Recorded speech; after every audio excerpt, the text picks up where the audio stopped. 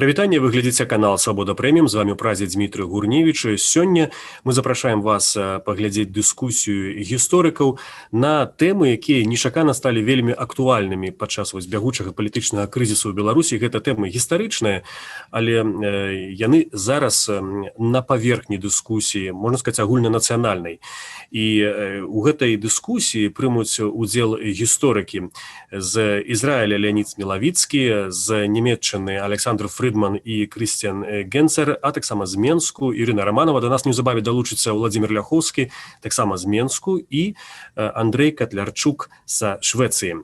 Пагаворым мы сёння пра чырвона-белы сцяг, пра Халакост, пра фашызм, у якім узаемна сябе абвінавачваюць два бакі канфлікту ў Беларусі, але пагаворым гэта ўсё ў гістарычным кантэксце, не проста ў палітычна бягучым грамадска-палітычным. На пачатку давайте я буду задаваць пытанне, патлумачу адразу прынцып або правіла нашай сённяшняй дыскусіі. На некалькі хвілін маем на кожны адказ, на кожнае пытанне адказаць. Пазней у нас будзе час, магчыма, таксама на невялікую дыскусію. Спадар Леонід, давайте вы у мяне, я вас бачу леваручыць сабе, вы бадай найдалей у Ізраілі ад нас.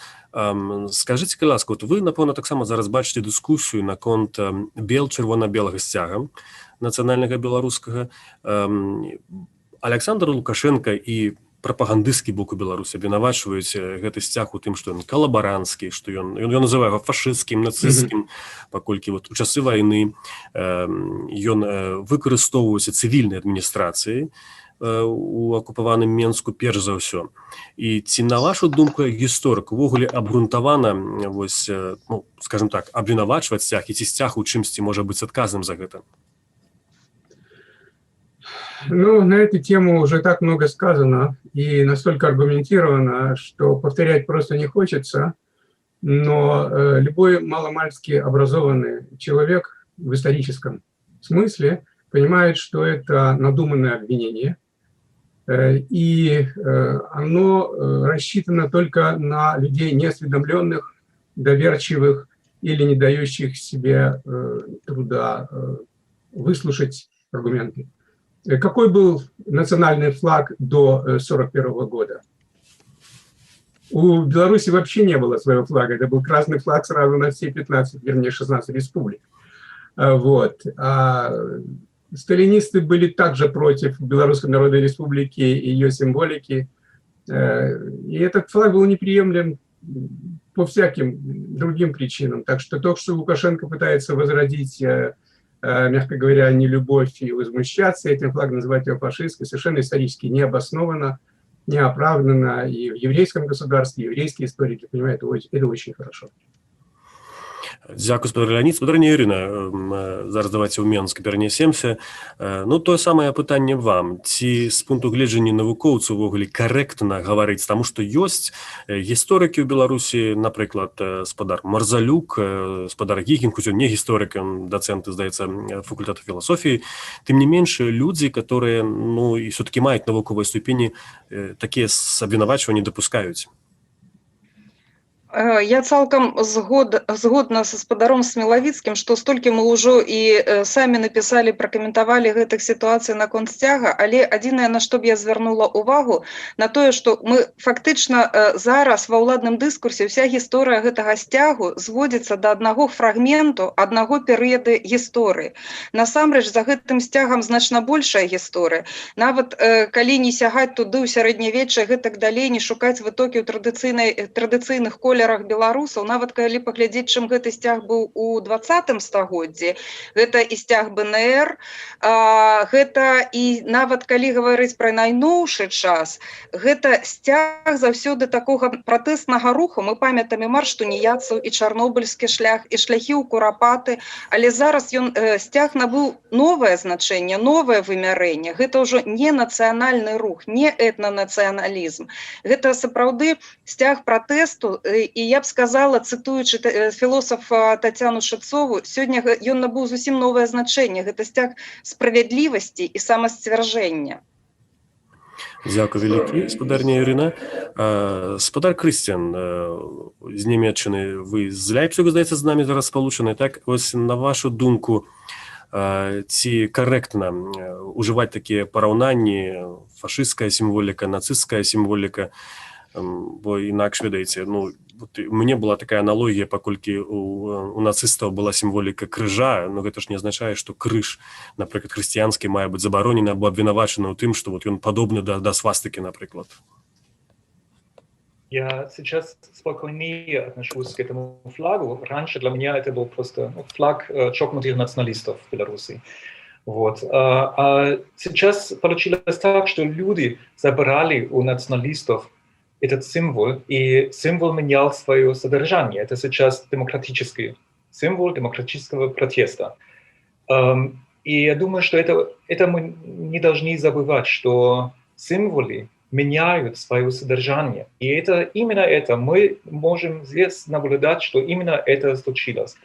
Так что я сейчас довольно спокойно отношусь к этому флагу, хотя на протестных митингах здесь в Лейпциге я пока еще отказался брать этот флаг в руки, потому что все-таки, ну, может быть, я немножко консерватор иногда. Угу. Добра, мы ще вернемся до этого питання. Я бачу, долучається до нас спадар Владимир Ляховський, але пакуль він долучається, я попрошу його трошки направити світло, трошки правильно. Спадар Олександр Дюссельдора з нами так само зараз на сувязі. Спадар Олександр, скажіть, будь ласка, ну я не буду повторяти разово той саме питання, бел-чорно-белий стяг і ось ті обвинувачення, які гучать сьогодні, перш за все, з державної пропаганди з вуснаў. Ну, я пачну з маёй асабістай, напэўна, грамадзянскай пазіцыі. Я да гэтага сцяга заўсёды ставіўся прыязна і працягваю ставіцца прыязна, і ў мяне ніяк у грамадзяніна, ніяк у гісторыка ніколі праблемаў з гэтым сцягам не ўзнікала.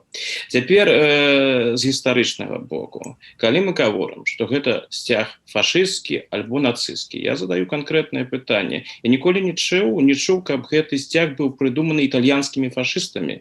Ніякай зувесці з італьянскім фашызмам я не бачу. Гэта што тычыцца фашызму. Цяпер, што тычыцца нацызма, я ніколі не чуў, ніколі не бачыў, чтоб гэты сцяг прыдумалі нямецкія нацысты. Таксама сувязі канкрэтнай яны, як аўтары гэтага сцяга, няма. Бел-чырвоны-белы сцяг. Гэта сцяг беларускі гістарычны, гэта сцяг беларускай незалежнасці. Гэта першае. Тое, што гэты сцяг выкарыстоўвалі людзі, якія супрацоўнічалі з нацыстамі ў часы Другой сусветнай вайны, ну, гэта ўжо іншае пытанне. Яны сапраўды гэта рабілі. Але ён выкарыстоўваўся, гэта праўда. Але калі глядзіць на генезіс гэтага сцяга, нічога супольнага з фашызмам альбо нацызмам ён не мае. У гэтага сцяга, як казала спадарня Ірына, ёсць гісторыя да 41-го года, і ў гэтага сцяга ёсць гісторыя пасля 45-го года. Казаць, што гэты сцяг толькі звязаны з нацысцкім перыядам акупацыі, ну, гэта з майго пункту гледжання цалкам недарэчна, і вось гэта ўжо сапраўдная, так бы мовіць, інструменталізацыя гісторыі.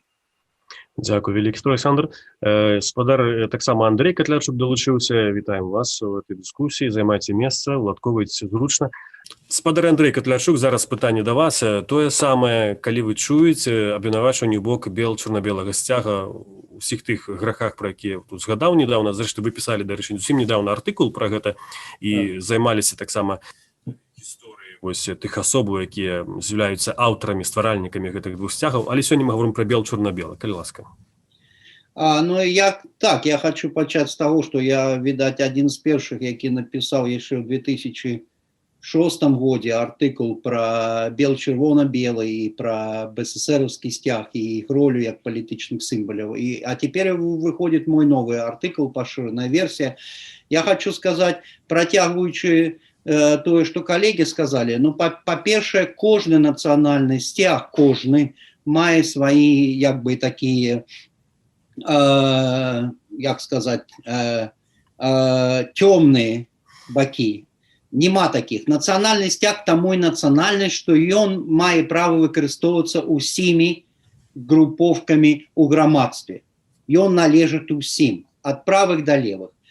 Але тое, што некаторыя палітыкі пранацысцкія выкарыстоўвалі беларускі нацыянальны сцяг, гэта не азначае, што ёсць плямя на самым сцягу. Гэта праблемы тых палітыкаў.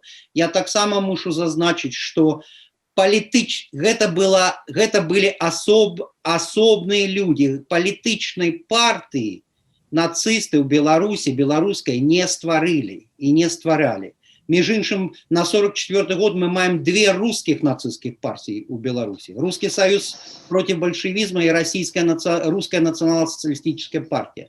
Тому этот стяг, калі выкарыстоўваўся, ён выкарыстоўваўся асобнымі індывідамі, якія выкарыстоўвалі ў розных мэтах. Так, у розных мэтах. Потым трэба зразумець, важная заўвага, трэба зразумець іншы бок. Чаму рэжым Лукашенко пачаў такую атаку на сцяг? Я бачу тут некалькі момантаў, я коротко скажу. Па-першае, гэта з дапамогай вось гэтага сцяга яны адчулі, што гэта магутны палітычны сімвал, і ёсць даследчыкі, якія пра гэта кажуць. Вось, і з дапамогай сцяга яны хочуць раскруціць канфлікт у грамадстве. Я так думаю, гэта такая моя думка. Вось, потым, з дапамогай атакаў на сцяг, тое, што я пішу ў сваім артыкуле, калі я звяртаюся да аналізу прамовы міністра абароны Беларусі Віктора Хрэніна, які таксама адчуў себя гісторыкам. З дапамогай сцяга яны хочуць легіментазаваць выкарыстанне войска супраць грамадства. Бо гэты Хрэнін кажа, бел-чырвона-белый стяг, под бел-чырвона-белым стягом палили и знищали белорусов, русских и евреев, это не подтверждено никакими критиками. А далее он каже, мы отстоим наши святыни, и мы выкарыстоўваем нашу силу супраць тых, якія приходят до святыни. Вы разумеете? По-третье, я бы сказал, что чему такий страх перед бел-чырвоным стягом? Бо зверните увагу на историю. 1918 и 1991. Под бел-чырвона-белым стягом 2 разы наша краіна и народ переходит до демократии. До демократии. Тому бел-чырвона-зеленый стяг, он символизует вот как раз консервацию вот этого Homo Sovieticus.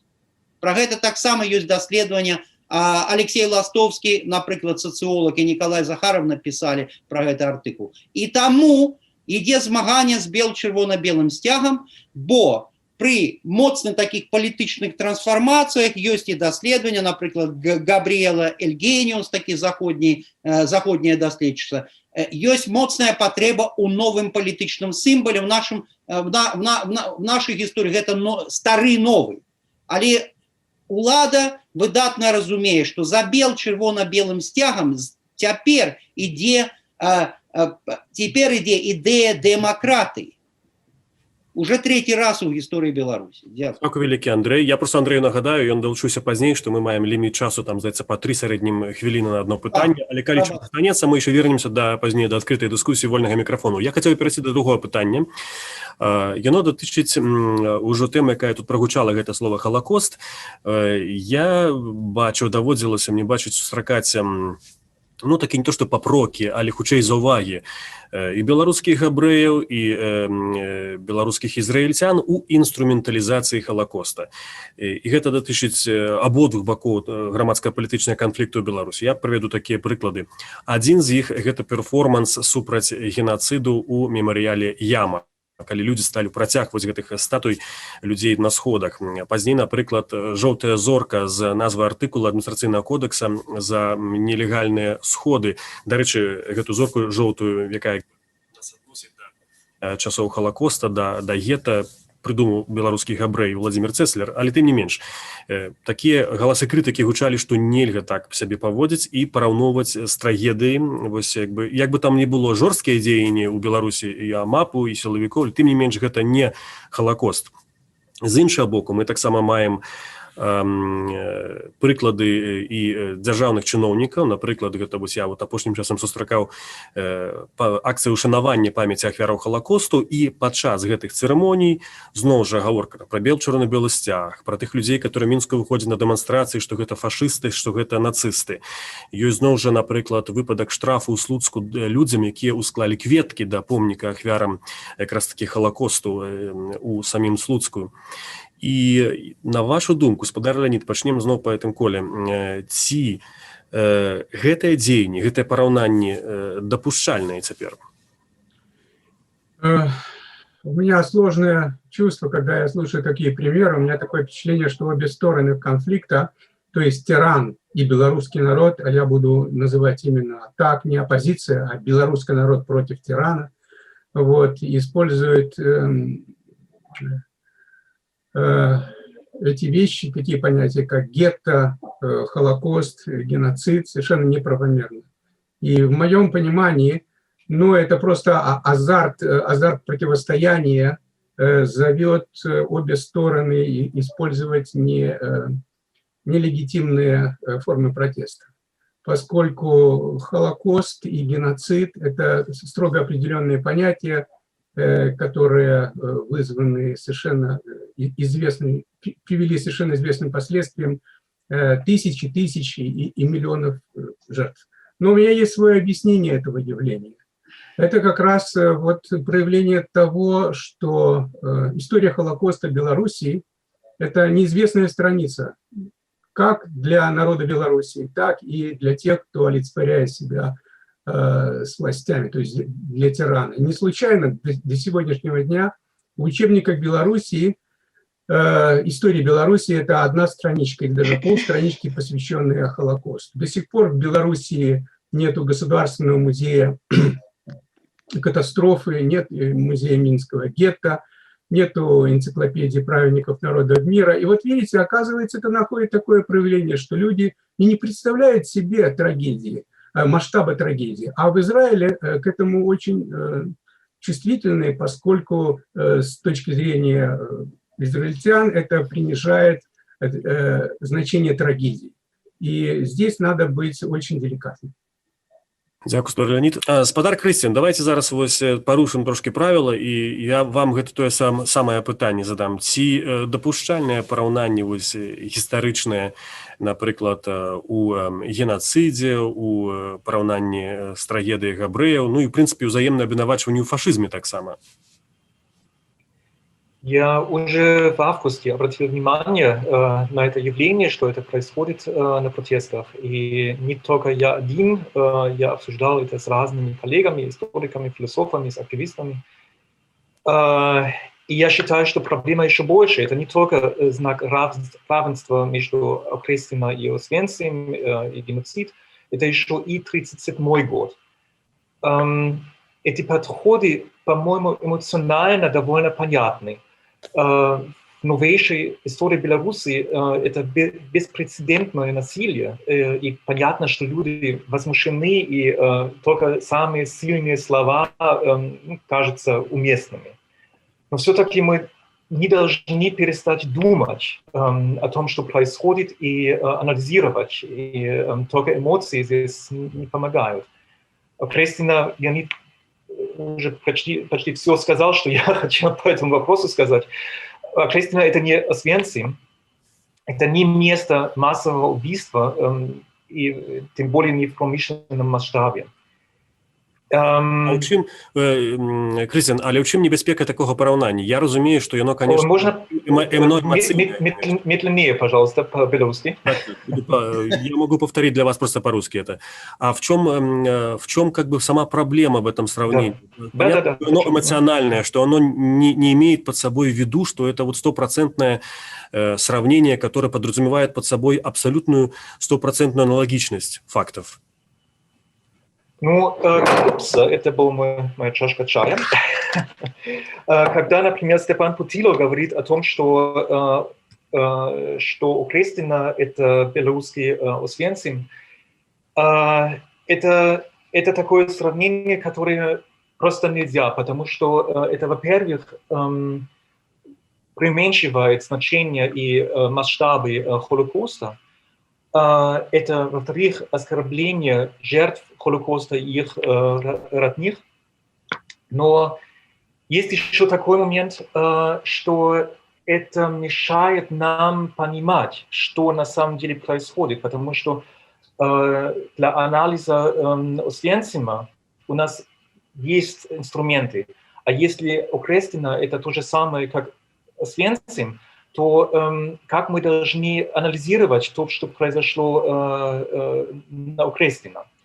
Вот. И еще мы мы лишим себя, мы убираем у себя словесные возможности.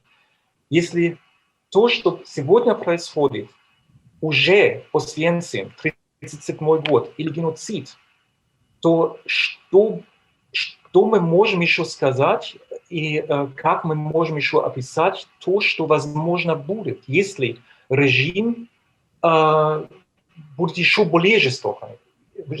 И если режим на самом деле начинает массовый расстрел, какие выражения мы можем тогда еще использовать?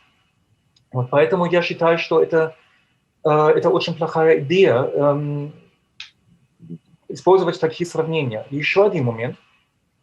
В Германии и вообще в Западной Европе воспринимают такие сравнения, как преуменьшение Холокоста и как антисемитскими. Это у нас правые экстремисты, неонацисты используют такие сравнения, чтобы оскорблять и чтобы уничтожить память о Холокосте. Вот. И поэтому я переживаю, что если на Западе замечают, что вот такое происходит, это движение протеста может потерять своих тех, которые здесь на Западе их поддерживают. Потому что это клеймо антисемитизма, это очень трудно смывается потом.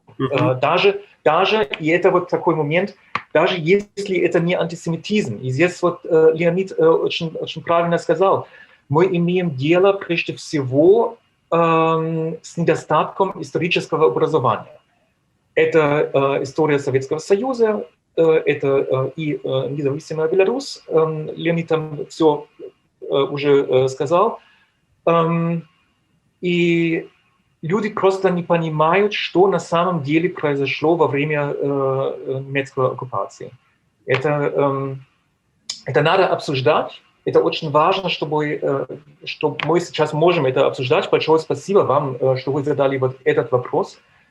Потому что я написал материал, который я согласовывал с разными коллегами, и послал это в Тутбай. Они отказались от публикации.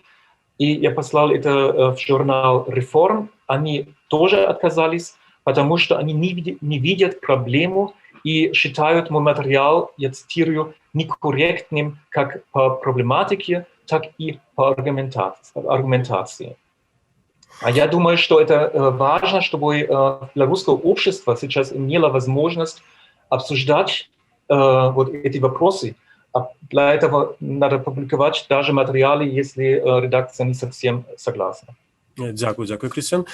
Спадар Александр Фридман, на вашу думку, ёсць увогуле ў гэтым некая праблема? Вось калі прыцягваць думку спадара Крысціяна, так? Ці сапраўды тут некае падвойнае дно? Бо падаецца, вот я спрабую зразумець людзей, которые параўноўваюць, я абсалютна ведаю, што гэта выключна звязана з эмоцыямі. У гэтым няма ніякага, скажем, злой ідэі, каб прынізіць неяк. Людзі проста не ведаюць. Нават калі б, магчыма, яны і ведалі. Яны проста хочуць паказаць, што для іх это вялікая трагедыя, а вяршыня гэтай трагедыі это якраз такі Холокост. Я вельмі добра разумею аргумент спадара Крысціяна, але не пагаджуся з гэтым аргументам, бо тое, што мы цяпер вядзем інтэлектуальную дыскусію на тэму дарэчна выкарыстоўваць ці недарэчна выкарыстоўваць. І зразумела, і спадар Крысціян, і спадар Леонід, яны маюць рацыі, гэта гістарычныя параўнанні недарэчныя. Тое, што сёння адбываецца ў Беларусі, гэта не Холокост, гэта не геноцид. Зразумела, недарэчна параўноўваць Освенцим з Аушвіц, з Акрэсціна і гэтак далей. Гэта з гістарычнага пункту гледжання цалкам недарэчныя параўнанні. Але параўнанні, вы маеце рацыю, яны робяцца людзьмі звычайна эмацыянальна, і яны не думаюць, ці дарэчныя гэтыя параўнанні, ці не. Гэта людзі, якія перажылі, напрыклад, на Акрэсціна жахлівыя рэчы, якіх катавалі, збівалі, і яны імкнуцца асэнсаваць тое, што з імі адбылося, і параўноўваюць з тымі гістарычнымі вобразамі, якія ў іх ёсць. І мне падаецца, што тыя людзі, якія прашлі ў жніўні Акрэсціна, іх увогуле ніякім чынам не цікавіць, што думаюць наконт іх параўнанняў недзе ў Швецыі, у Германіі, у Ізраілі. Яны гэта перажылі, гэта іх трагедыя, яны імкнуцца асэнсаваць, і яны знаходзяцца ў гэтых падзеях. Для іх это ўвогуле не скончаная гісторыя. Таму яны будуць параўноўваць з тым, што ім знаёма, ці падаецца, што гэта ім знаёма. Калі гэтыя падзеі скончацца, вось тады, мне падаецца, у беларускім грамадстве пачнецца пераасэнсаванне. Беларускае грамадства будзе імкнуцца зразумець, што адбылося з Беларусю сёння.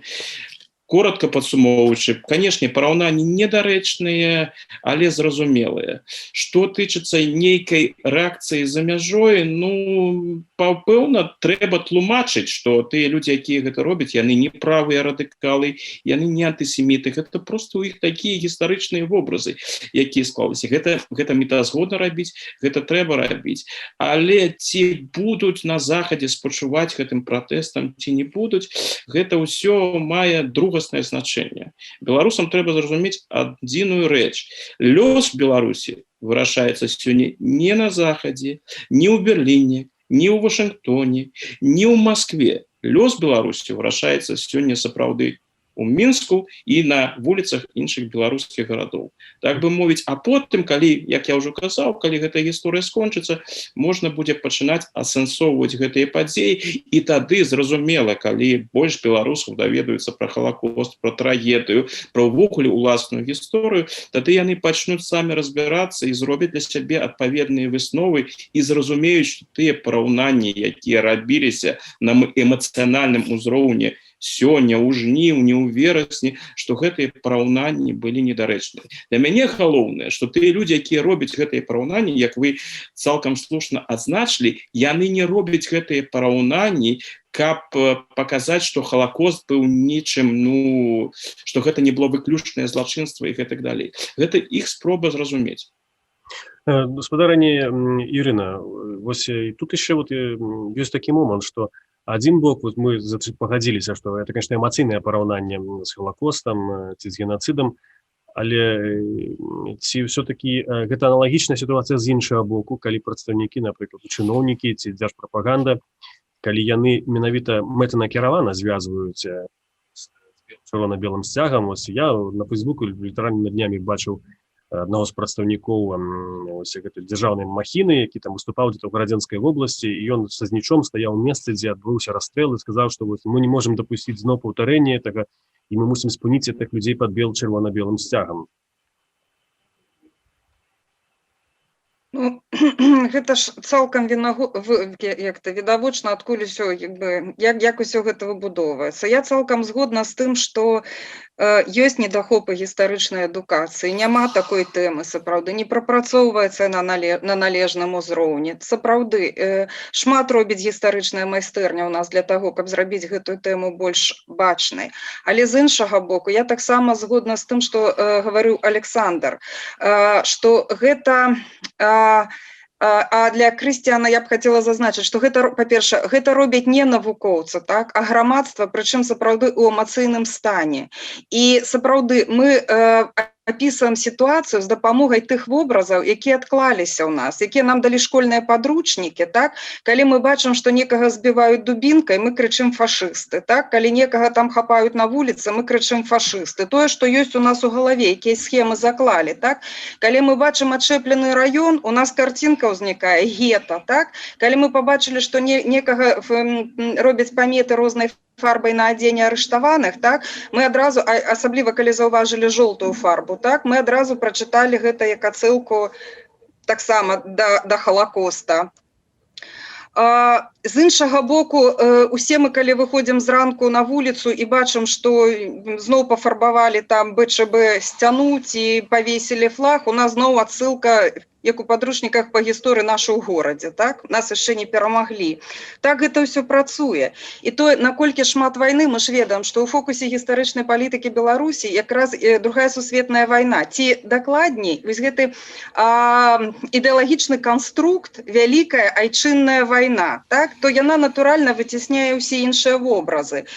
Скажам, параўнанні з НКВД і з умоўна 37 годам з'явіліся значна пазней, чым адсылкі вось да фашыстаў, там, нацыстаў, да гестапа, ці нейкія там вось параўнанні нават з Халакостам. І што яшчэ цікава, паглядзіце нават тыя мерапрыемствы, якія адбываліся вакол курапатаў. Яны праходзілі ўсе зноў жа такую, яны маюць вось гэтую адсылку, так, зноў жа выкарыстоўваюць лозунгі Другой сусветнай вайны. Не забудем, не простим, никогда снова, да? Гэта мы з такім, так называем мы маршы ў курапаты. Вось, і, канешне, калі гаварыць вось тое, што Зміцер зараз як бы падкрэсліў, калі гаварыць пра тое, што адбывалася вакол ямы, вось гэтая акцыя вольнага хора, так? Літаральна на наступны дзень, ці можа праз дзень, мы ведаем, што дзяцей прымусова, школьнікаў пагналі на фільм 1962 года «Людзі з чорнымі душамі». Да? Это патлумачылі, што не толькі БЧБ нацысцкі флаг, але што і вось тут выконвалася песня, значыць, Наталлі Арсеньевай, кім быў яе муж, а зараз мы пакажам не проста мужа і ўвесь гэты кантэкст. І мы ведаем таксама, што гэта выкарыстоўвалася ўсё ўжо не ўпершыню. Як бы з аднаго боку мы маем гэтую акцыю на яме, з іншага боку нам таксама навязваюць сэнсы і задаюць той фрэйм, што мы гэта павінны прачытаць, як нейкую зноў жа фашысцкую акцыю з мэтай асквярнення гэтай магілы.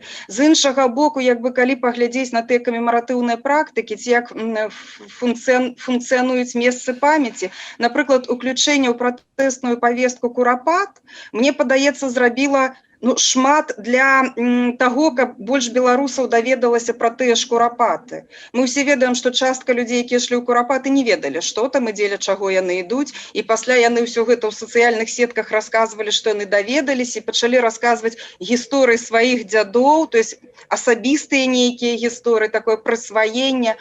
То як бы па гэтай аналогіі, напэўна, нельга разглядаць, што вось яма патрапіла ў фокус увагі вялікай колькасці зноў жа беларусаў. Але нам расказалі дзяржаўныя СМІ іншую гісторыю. Гэта яны нам навязваюць такую трактоўку, што там не было, дарэчы, гэтага фашысцкага флагу, але нам паказалі, што іншае важнае для беларусаў месца памяці гімн «Магутны Божа», гэта непрымальна ні ў якім выпадку, і адразу абазвалі гэтую акцыю, як жа і абазвалі, не вандалізм, неяк яшчэ страшней. Официальный термин был осквернение. И еще, я забылась уже, на БТ-1 был сюжет с интервью раввином с Бобруйской, там вот эта заставка стояла. Таким чином, мне подаецца, что якраз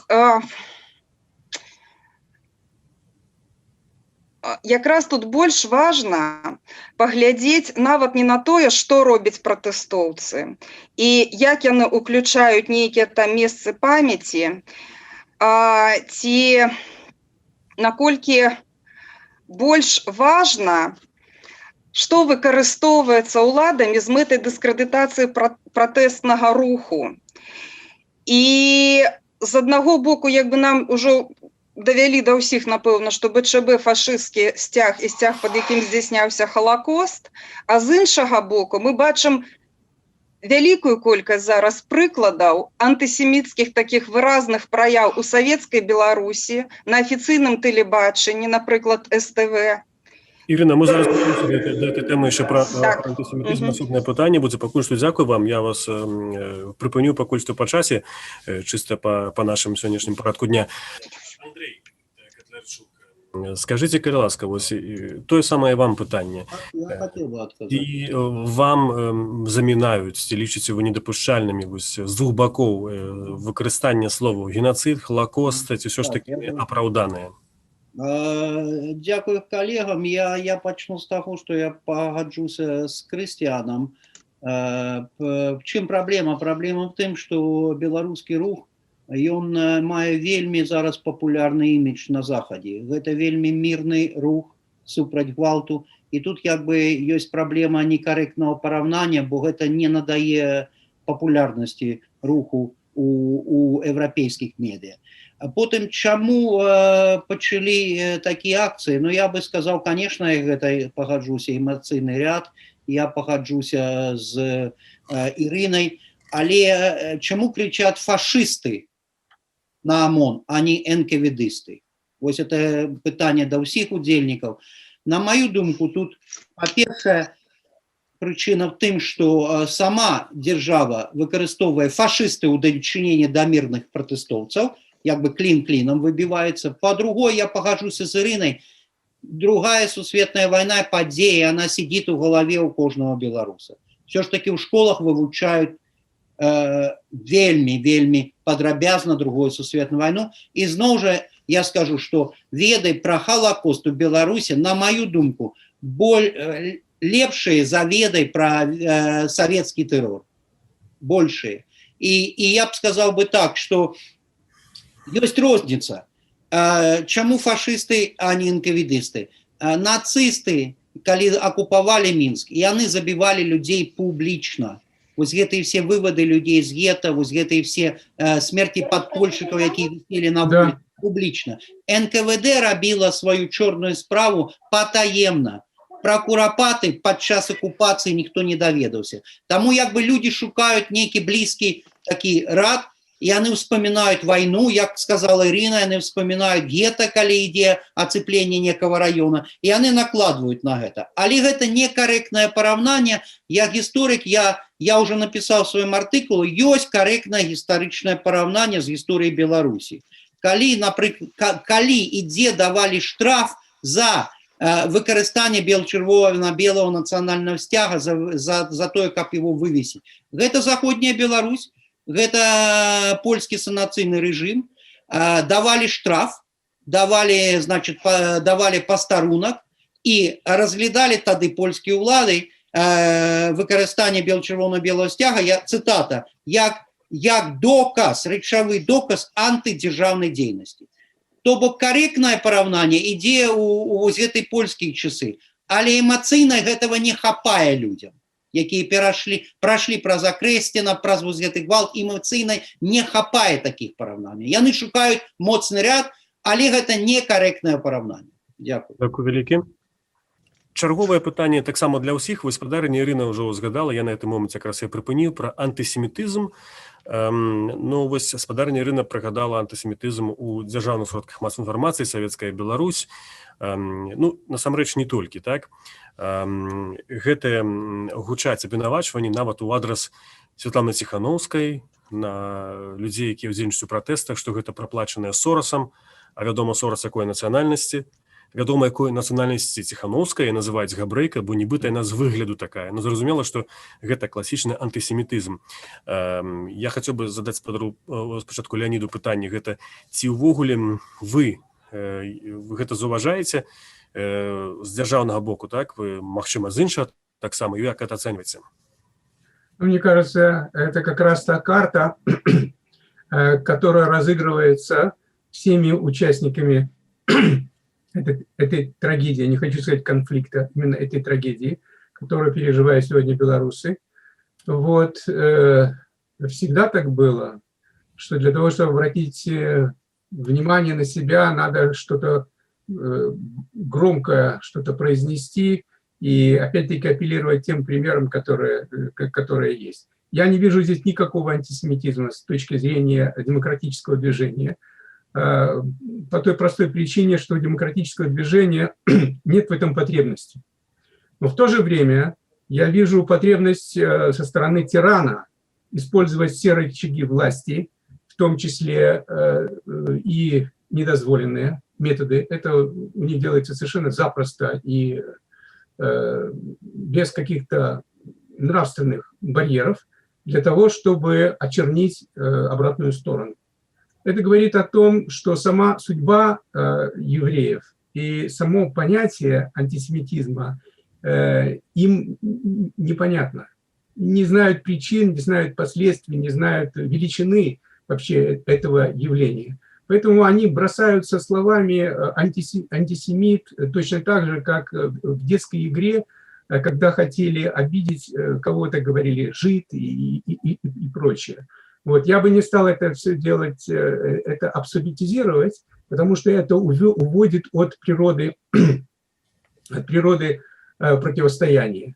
А на самом деле происходят глобальные перемены в общественном сознании Белоруссии.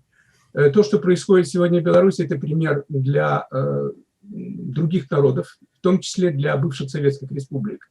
И это страшная, понимаете, страшная картина, которая ожидает режим Путина. Это сценарий того, как будет распадаться я надеюсь, в недалеком будущем Российская Федерация, которая на самом деле является империей. Понятие антисемитизм – это всегда, вы знаете, такая красная тряпка для того, чтобы раздразнить противника или когда кричат на воре «лови вора», понимаете, вот, на воре шапка горит и так далее. Так что я бы к этому относился спокойнее, с пониманием того, что какие цели есть у людей, которые разыгрывают эту карту. Это нечестная игра. Угу. Спадарня Ірина, будзе справядліва зараз вам гэта пытанне адрасаваць, паколькі вы ўжо папярэдне пачалі на яго адказваць. Я вось якраз у мінулы раз паспела фактычна ўсё сказаць. Я цалкам згодна са спадаром Леанідам, і сапраўды гэта даволі такі традыцыйны, напэўна, нават троп, так, які выкарыстоўваецца ў якасці абвінавачвання і нейкага аргумента ў нейкіх дыскусіях, і у прынцыпе цалкам згодна з усім, што сказаў спадар Леанід. Спадар Крысціян, давайте па чарзе цяпер да вас. Ці вы, вы, напрыклад, казалі пра тое, што вы маеце нейкія там сумневы наконт Белчына-Белага сцяга, што не ўдзельнічаеце ў іх, таму што вы кансерватар, не берыце яго з сабой на акцыю падтрымку беларусаў. Значыць, вы вельмі пільна сочыце за ўсім. Ці вы, сочачы пільна за ўсім гэтым, заўважаеце нейкія праявы антысемітызму з двух бакоў? Мы не кажам толькі пра адзін бок. Калі ласка. Я первые почти 3 месяца исследовал протестов, исследовал пропаганду, провластную пропаганду и написал разные статьи по теме. И я там пока не видел открытия явления антисемитизма. С одним важным исключением. А это вот тема кукловодов. Теория заговора всегда содержит элемент структурального антисемитизма. Я думаю, что мои коллеги, которые лучше владеют русским языком, это могут толково и быстро на русском объяснить, поэтому я не буду сейчас объяснить, почему там вот эти элементы структурального антисемитизма всегда. Вот, но хочу обратить внимание на то, что не случайность, что пропагандисты выбрали, определили, кто должен играть роль главного кукловода. Это как раз западный еврейский интеллектуал, да еще он богатый. А это Бернар-Анри Леви, который выступает в провластной пропаганде как главный кукловод. С Леви можно быть согласным или не согласным, это вообще не важно, потому что речь здесь не идет о реальном Бернар-Анри Леви, он ни при чем. Важно только его образ. Это образ влиятельного еврейского конспиратора, а это традиционный элемент антисемитизма. Вот столько о правительстве. Касательно оппозиции, то, что я там вижу, вот это инструментализация Холокоста, о чем мы уже раньше говорили, перед фоном того, что я знаю из Германии или из Украины, где я долго жил, это выглядит как явление антисемитизма. Но, мы об этом уже говорили, причины другие. Но мы не должны забыть еще один момент. Мы имеем дело с довольно разношерстным движением. Здесь выходят вместе либералы и анархисты, верующие православные и убежденные атеисты, предприниматели и рабочие, сторонники гетеронормативизма и ЛГБТ-активисты. Все они стоят вместе. А в другой исторической ситуации они точно не стояли бы вместе. Так что я не могу исключить, что среди них есть и антисемиты. И те, конечно, которые яростно выступают против антисемитизма. Так что о движении, как об одном целом, просто не скажешь. И я не могу так... Мы не проводили исследования, поэтому я думаю, что мы немножко загадываем, там, какие есть мотивации у тех людей, которые делают эти акции. Там в яме с этими звездами, и которые сравнивают с Венцем, с Окрестина и так далее. Мы, в принципе, должны проводить длительные интервью с ними, чтобы понимать, какая у них мотивация. Я не думаю, что это только все эмоционально и вот и все. Я думаю, что там есть больше. Я считаю, что было бы очень важно, чтобы активисты выступали против явления антисемитизма, а также против действия, которые могут преуменьшать Холокост. И, кстати говоря, в начале на демонстрациях были такие случаи, что люди шли с чужими флагами, то есть с флагом Евросоюза. А им сказали: убери флаг, это чужой. И это очень интересно, что на этих демонстрациях просто нет этой европейской символики.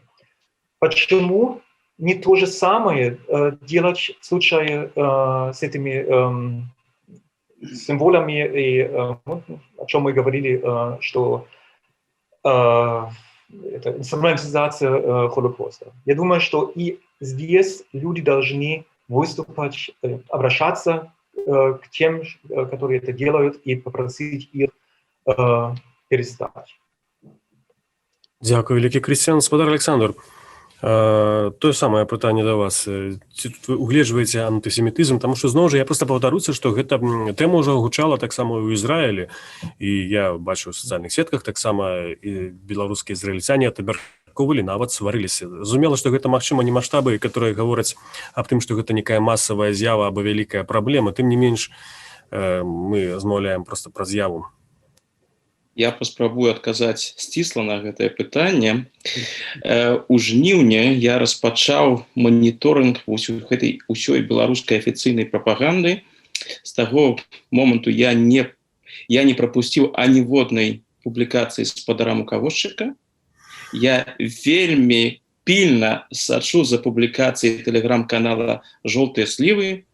Наколькі я разумею, яны з задавальненнем у двукосці праглядзяць і гэтую перадачу, таму я ім і перадам прывітанне спадару Бенько і ўсім астатнім. Я нават чакаю, што, напэўна, там я з'яўлюся ў наступныя дні пад лейблам «Недагісторык», напэўна, можа, і нават пад лейблам «Недаяўрэй», ці нешта ў гэтым, нешта ў такім накірунку. А цяпер сур'ёзна.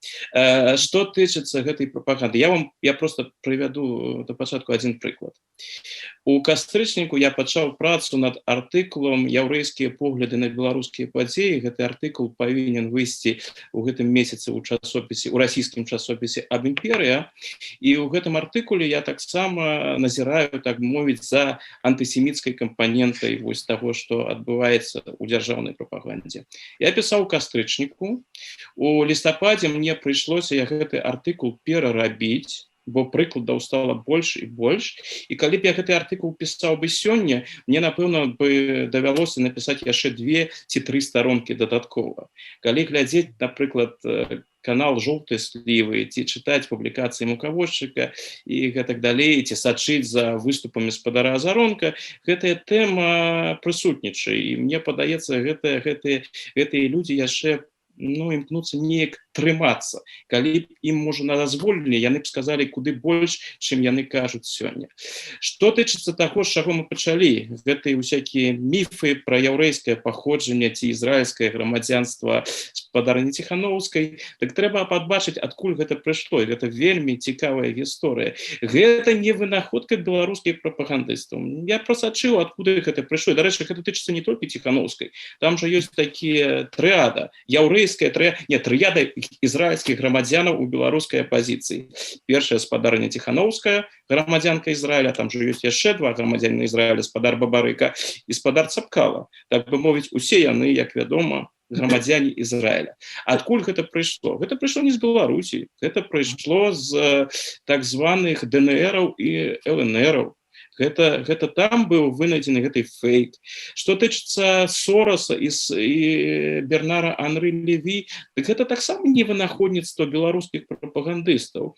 Чалавек, які вельмі актыўна працуе з гэтымі двума вобразамі, ён таксама вядомы, ён вядомы з расійскага тэлебачання, паходзіць з Донбаса. Гэта расійскі журналіст украінскага паходжання Владзімір Карнілаў, які ўжо даволі доўга працуе экспертам, адным з экспертаў на беларускім тэлебачанні, і гэтая ўся гісторыя з Сорасам і асабліва Анры Леві, гэта, напэўна, было б адкінута ім, бо калі паглядзець на яго публікацыі, то асабліва вось вобраз Анры Леві як крывавага філосафа з Францыі асабліва падкрэсліваецца, што ён Леві, апошні чалавек зразумеў, якое ў яго паходжанне.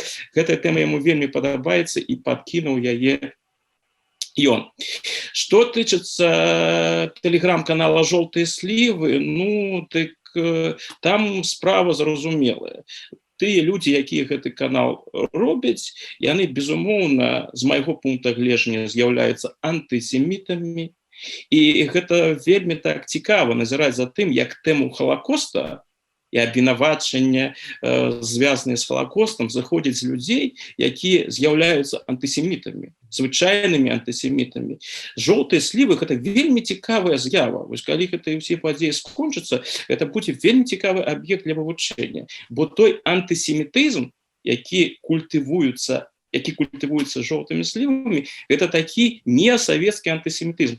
Там можна шыкоўна параўноўваць з савецкай традыцыяй, антиізраільскай прапаганды. З аднаго боку абвінавачанні супрацыяністаў, з другога боку падкрэсліваецца роля Савецкага Саюза у барацьбе з нацызмам, ратаванні яўрэяў і гэтак далей. І гэтыя наратывы, гэтыя неасавецкія наратывы, яны выкарыстоўваюцца. Там яны вельмі прадказальныя. Гэтыя хлопцы жоўтых сліваў, яны інтэлектуальна, гэта, канешне, так сабе, зусім так сабе, але назіраць цікава. Мне асабліва падабаецца, як даследчыку, прадказваць, як яны будуць рэагаваць на тыя і іншыя падзеі.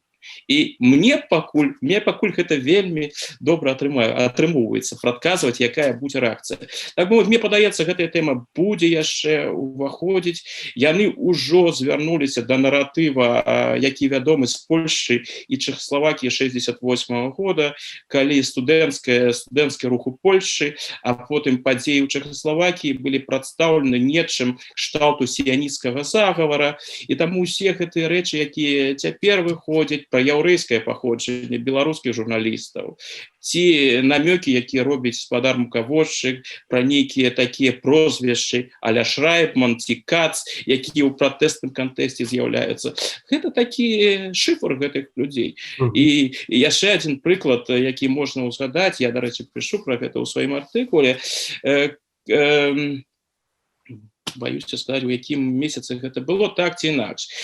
Калі пачалася кампанія вакол тэлеграм-канала «Белыя халаты», былі адпаведныя рэпосты з боку жоўтых сліваў, і таксама там быў адзін каментар, напісаў адзін чалавек з Ізраіля, ён не медык, але ён неяк гэтым чынам звязаны. Што зрабілі жоўтыя слівы? Жоўтыя слівы прааналізавалі гэты скрын, і вось гэты чалавек, які з Ізраіля, яго памецілі чырвонай зоркай Давіда. А далей было вельмі цікава. І вельмі гэты выпадак ён паказвае, як функцыянуе дзяржаўная прапаганда. Жоўтыя слівы гэта робяць, потым падкрэсліваю АТН, так бы мовіць, дзяржаўнае беларускае тэлебачанне, а потым яшчэ і Белта, афіцыйнае тэлеграфнае агенцтва Рэспублікі Беларусь, яны робяць рэпост вось гэтага паведамлення з чырвонай зоркай, гэты слайд нейкі час застаецца, потым, напэўна, у Белце і у АТН зразумелі, што ўсё ж такі пазначаць людзей з Ізраіля чырвонай зоркай, но гэта нешта не тое. І яны вось гэтую частку выкраслілі. Што робяць жоўтыя слівы? Яны ўсё пакінулі ў арыгінальным выглядзе. Так бы мовіць, тэма ёсць, прысутнічае, зразумела, не на галоўных ролях, але яна прысутнічае і будзе выкарыстоўвацца, бо трэба цалкам зразумець, што тыя людзі, якія з гэтай дзяржаўнай прапагандай займаюцца, яны знаходзяцца пад значным уплывам антысеміцкіх стэрэатыпаў. Трохі часу перабраў свайго, але мы его выкарысталі з іншых людзей, которые менш прамаўлялі. Спадар Андрей, ну, пытанне такое самае, так, антисемитизм. Я буду згодна регламенту. Давайте, згодна регламенту. Но я скажу, что я погоджуся з усімі думкамі моих коллегов, але одну заувагу зраблю. Не трэба недооценивать режим, не трэба недооценивать их пропагандистские такие, як бы, якости и могутности. На мою думку, яны играют в инструментализацию вот этого антисемитизма, а антисемитизм, между іншим, один из принципов, что есть, як бы нібыта, я скажу по-русски, хорошие и плохие евреи. Разумеете? И у кожного есть свои любимые габреи, вот так еще говорю. И тому у Лукашенко его пропагандисты той же такі самый падыход. Заўважьте, что министр обороны Хренин каже, мы оборонили белорусов, русских и евреев у годы войны и обороним зараз. Заўважьте таксама такі факт. Лукашенко, калі не помиляюсь, некалькі разоў уже с официальным визитом был у Тростенце. Некалькі разоў. З рознымі прэзідэнтамі. Але официального визита в Куропаты ніколі не было. То бок, наши евреи, якія загінулі, якія выжылі, якія, магчыма, галасуюць за уладу, ці галасавалі, яны хорошыя, яны добрыя. А вось гэтыя замежныя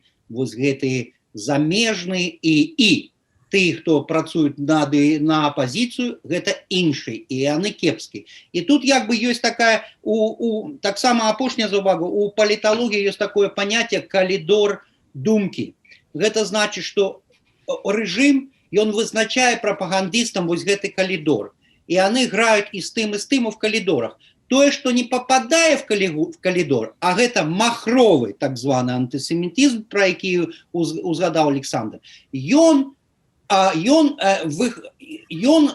жыве в гэтых форумах, ён жыве ў сацыяльных гэтых сетках, і дзякуючы Александру мы ведаем, дзе ён ствараецца і куды ідзе. Але магчыма ёсць, я думаю, што магчыма ёсць сувязь з афіцыйнымі, як Александр кажа, рэжымамі, але гэта не будзе на галоўных каналах. Гэта такая двухбаковая стратегія.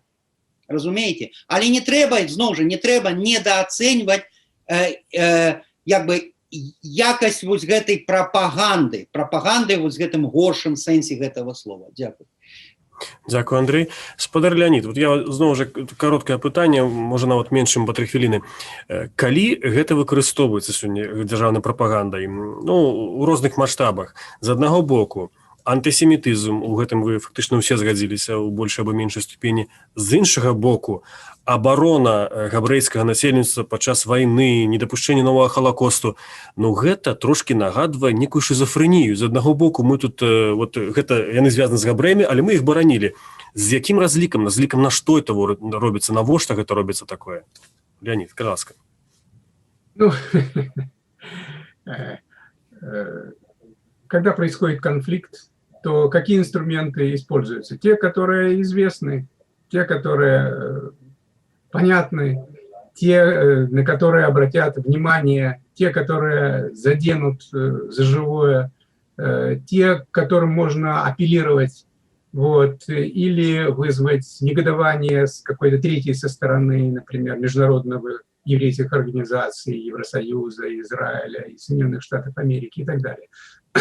То есть здесь просто, мне кажется, с помощью дискуссии вокруг Холокоста и антисемитизма обе стороны, одна сознательная, другая, одна, я имею в виду тирана, другая бессознательная, не столько сознательная, сколько по факту, что называется, они втягивают новых участников в это противостояние. Я так это понимаю. Для того, чтобы конфликт был более острым, более действенным, более решительным и привел скорее к какому-то результату. То есть не хватает внутренних инструментов для решения вот этого конфликта сторон, и тогда привлекаются новые участники. А здесь антисемитизм и понятие Холокоста, они очень удобны. Боку дзяржаўнай прапаганды, про якую зараз мы говорили, вось, напрыклад, там указчык, або тыя жоўтыя слівы, іншыя каналы, з разлікам на што робіцца націск на антысемітызм. Я просто вам патлумачу. Мой сын, которому не мае 12 гадоў, калі вы ему скажете, что падзеі Беларусі інспіраваныя, напрыклад, габрэямі, ён не зразумее, пра што ўвогуле гаворка, прычым тут габрэі, а чаму яны павінны ўвогуле быць тут. Ну, як бы, ён зусім у іншай парадыгме выхаваны, для яго это ўвогуле, як бы, ну, зерне кінутае ў ніву там не закрасуе, як кажаў класік. Конечно, нет, ну тут все понятно, тут совершенно ясно и не может быть даже какой-то двусмысленности. Все это делается для того, чтобы опорочить демократическое движение в Беларуси. То есть если бы не было красно-белого флага и погони, то в чем бы тогда тиран обвинял народ Беларуси, который против него поднялся? Ну в чем? Не в чем, понимаете? Потому что требование народа совершенно законное.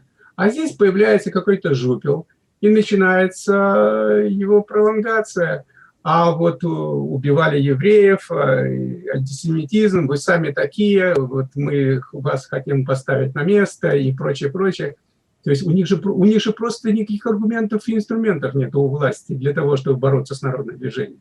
Поскольку это движение настолько массовое, настолько единое, настолько мощное, настолько оно идет изнутри, и когда с ним борется, оно заходит внутрь, и начинается это, когда горит торфяник, начинаются теперь партизанские эти какие-то действия. Мы еще увидим, как видоизменится белорусский протест, и какие формы новые появятся. Они вообще безграничны. Вот. Так что у режима и властных структур средств массовой информации, я считаю, просто нет других инструментов. Вот оно и используется, хотя бы это. Да. Дякую. Спадар Александр, а чаму не выкарыстоўваецца, напрыклад, ну не ведаю, тэма не эксплуатуецца там ісламскага тэрарызма, або я не ведаю, ну некага там левалібералізма. Гэта таксама ж модна ў Беларусі, ну абвінавачваюць, напрыклад, там лібералаў ва ўсім, або наадварот, там некага там неанацызму, там, напрыклад, нардычнага, а выкарыстоўваецца вот антысемітызм. Разміцер, вы недооцениваете гэтую прапаганду. Яны вось гэтае пытанне, напрыклад, гомасексуалістаў, якія таксама удзельнічаюць, якія таксама можа нейкае гомасексуальнае лобі стаяць за гэтым. Яны таксама гэта выкарыстоўваюць. Але я паспрабую патлумачыць. Мне падаецца, што беларуская дзяржаўная прапаганда, і, напэўна, не толькі прапаганда, напэўна, і значная частка беларускага кіраўніцтва, яна знаходзіцца у сваім паралельным свеце, у сваёй, так бы мовіць, бурбалке. І яны гэтую прапаганду, якую яны робяць, я себе колькі разоў гэтае пытанне задаваў. Ну, каго яны імкнуцца гэтай прапагандай дасягнуць? Напэўна, гэта прапаганда, якая робіцца, так бы мовіць, для саміх сябе і для тых, хто таксама разважае. Напэўна, спадар Бенько ці спадар Мукавошчык. Напэўна, яны лічаць, што пераважная большасць беларускага грамадства складаецца з антысемітаў, якім трэба вось гэты антысеміцкі наратыў падкінуць. Гэта антысеміцкі наратыў, які павінен спрацаваць. Таму і выкарыстоўваюцца вось гэтыя усе рэчы, усе гэтыя недарэчнасці, якія там ідуць. Ну, калі вы, напрыклад, пачуеце там тое, пра што распавядае спадарня Качанова ці спадарня Эйсман, ну, напэўна, мне складаецца ўражанне, што гэтыя людзі знаходзяцца ў сваім у сваёй паралельнай рэальнасці. І я мяркую, што нават дзяржаўная прапаганда яна не імкнецца каго-небудзь так сур'ёзна з пратэснага лагера перацягнуць на свой бок. Это, так бы мовіць, наратыў, які ідзе для сваіх. Што тычыцца мэты, ну якую мэту ж яны ўсё ж такі ставяць? Мэта такая з тым, хто падтрымлівае рэжым Лукашэнкі, і, так бы мовіць, да гэтых людзей данесці адну простую рэч. Усе гэтыя пратэсты, яны ўсе інспіраваны звонку. Гэта вонкавая рэакцыя. Гэта палякі, гэта літоўцы. А калі ўжо пачынаецца тэорыя захавару і гэтак далей, то, зразумела, выходзіць і яўрэйская кампанента. Я вельмі часта параўноўваю гэтую сітуацыю сёння, прапагандысцкую, з сітуацыю Польшчы ў 1968 годзе. Таксама колькасць яўрэяў у Польшчы на той момант ужо была невялікай. Што зрабіла камуністычнае кіраўніцтва? Студэнцкія пратэсты, дэмакратычны рух у Польшчы быў прадстаўлены як вонкавы сіянісцкі рух. Гэта яўрэйская інтэлігенцыя, якая арганізавала гэтыя пратэсты да Польшчы аніякага дачынення не маюць. І вось тое ж самае яны імкнуцца зрабіць сёння. Калі б яны, я б, канешне, мог даць ім патлумачыць, якім чынам можна было б лепш выкарыстоўваць гэта ў прапагандысцкім накірунку. Но але я гэтага рабіць не буду, бо сапраўды можа яны паспрабуюць. Я б гэта не жадаў рабіць, але мне падаецца, я проста адну яшчэ рэч скажу. Гэтая яўрэйскую тэму, яўрэйскае пытанне, гэты антысемітызм, яго з дзяржаўнага боку, яго можна было б выкарыстаць куды больш элегантна і дасягнуць пэўных мэтаў. Але яны не разумеюць, яны самі не разумеюць, як гэта можна выкарыстаць і як можна было б працаваць з гэтым пытаннем. Таму яны робяць то, што яны робяць, і як вы ўжо нават прывялі гэты прыклад, тыя беларусы, якія, падаецца, якія чытаюць гэтыя рэчы, ізраільскае грамадзянства Ціханаўскай, ну гэта ж, ну што гэта? Ну што гэта, які ўзровень прапаганды? Ну хай мне пакажуць хоць аднаго чалавека, які сапраўды верыць у тое, што там спадар Цапкала атрымаў 10 год таму ізраільскае грамадзянства. Ну хай пакажуць мне, хто гэта сапраўды верыць. Мне было б цікава паразмаўляць з гэтым чалавекам з навуковага пункту гледжання. Хай будзе інтрыга, якім лепш это эфектыўна выкарыстаць, не расказваць усяго, прынамсі без спойлераў. Спадарня Ірына, ну калі вот гэтыя рэчы называюцца, так, і пра ізраільскае паходжанне, там, скажем, палітыкаў, пра Сораса, незалежныя журналісты, што у іх чамусьці габрэйскія прозвішчы, ну гэта робіцца з разлікам. Спадар Александр сказаў, што гэта з разлікам на сваю як бы аўдыторыю тых людзей, которые падтрымліваюць Александра Лукашэнку і ўвогуле дзяржаўную махіну.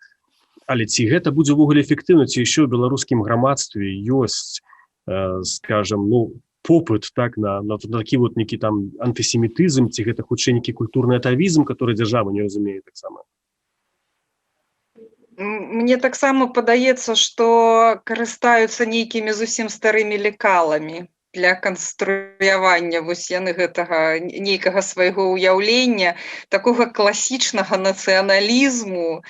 Ну, напэўна, у Беларусі сёння быць ужо не можа. Для таго, каб скарыстаць... Ну, гэта, напэўна, было актуальна, калі, скажам, калі б гэта магло спрацаваць. Ну, значна раней, карацей. Зараз, падаецца, але што тут, на мой погляд, яшчэ вось цікава, я б сказала тое, як зараз шмат вось менавіта гэтай гісторыі паўсюль. І мяне ствараецца ўражанне, што кожны дзень мы паўтараем новы нейкі раздзел па гісторыі. Прычым даволі хутка. Вось, і паглядзіце, у ранейшым наратыве нам расказвалі, ну, в прынцыпе, Халакост займаў вельмі малое месца, але тое, што нам пра яго расказвалі, ці ў школах расказвалі, ці там недзе в інстытутах, у школьных праграмах, пра тое, што беларусы не удзельнічалі ў Халакосце. Сёння нам расказваюць зусім іншую гісторыю аб тым, што яўрэяў забівалі беларусы пад бела-чырвона-белым сцягам. Пры гэтым, кажучы пра Халакост, кажучы пра ахвяры вайны, называючы, што ў Беларусі загінуў там кожны трэці або кожны чацвёрты, дзяржаўная прапаганда не ўзгадвае, што большасць з іх гэта былі беларускія ці польскія габрэі на тэрыторыі сучаснай Беларусі. это таксама робіцца, ну, бадай наўмысна так можна лічыць. Ну і зноў жа мы яшчэ казалі пра вось гэта жаданне дыскрэдытаваць рух і дыскрэдытаваць сцяг. Таксама нельга сказаць, што гэта нешта зусім новае. Узгадайце фільм старэйшага Азарёнка «Ненавість, дзеці лжы» 95-го года. Это ўжо ўсё таксама паўтараецца не першы раз. Сапраўды, калі трэба вось нейкая дыскрэдытацыя там сцяга ці руха, то зноў жа выкарыстоўваюцца нейкія вельмі старыя гісторыі, якія ўжо былі. І, магчыма, некалі яны прынеслі плён, але сёння яны, мне падаецца, не маюць ніякага ўздзеяння ўжо. Ну, хіба на вельмі вузкае кола. Дзякую, Ірына. Гаспадар Крысціян, вот вам гэтае пытанне. Вы зноў жа вярнуся до таго, бо мне зачапіла гэта так пра чорна-белы сцяг. Вы, Андрей, вы зараз хацелі ці не? Так, здаецца, я быў пасля Ірыны все завжды. Ну, давайте, окей, зараз давайте Андрей, а пазней Крысціян будзе адстрэльвацца да ўсіх адных. Я хочу просто працягнуць тое, што Ірына сказала, што калі яна ўзгадала, што гэта робіцца па нейкім лекалам, і я маю працоўную гіпотэзу, я думаю, я ведаю, па якім лекалам гэта робіцца. Хочу як бы трошки узгадаць той фільм, які вы ведаеце, класіка Голливуда «Die Hard», «Моцны арэшак», вы ведаеце такі фільм. Вось там есть такая сцена, тэрарысты чакаюць, калі по всему городу отключат святло. Полицейские этого не робят. Приезжают агенты FBI, ФБР, и яны отключают светло, хотя полицейские им кажут, что вы робите, не трэба гэта рабіць, гэта на карысць тэрарыстаў, як бы. Але яны гэта робят, и тады полицейские кажут, ну, а чему, малады пытает, чему яны гэта зрабілі, а стары кажет, ну, яны все робят по своим старым подручникам, якія яны читают.